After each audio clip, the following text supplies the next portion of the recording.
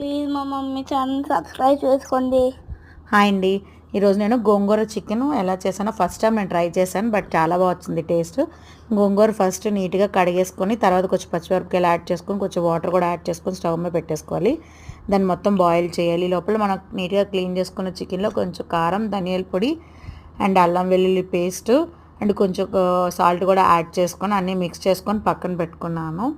Video మొత్తం నచ్చితే మాత్రం ప్లీజ్ సబ్స్క్రైబ్ చేసుకోవడం మర్చిపోకండి.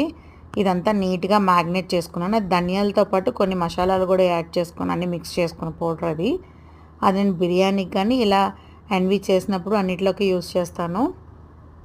అండ్ లాస్ట్ లోపల మనం ఆల్రెడీ బాయిల్ చేసాం కదండి గోంగూరన అండ్ పచ్చిమిరపకాయలు కూడా బాయిల్ అయిపోయి మెత్తగా దాన్ని నీట్గా మిక్సీ జార్లో కూడా వేసుకున్నాను. బాగా చల్లారాక దాన్ని మిక్సీ పట్టుకోవాలి. ఈ లోపల ఒక కళాయిలో ఆయిల్ పెట్టి మనం చికెన్ కూడా యాడ్ చేసుకోవాలి. పార్ట్ 2 వస్తుంది వీడియో, ఒకసారి చూడండి.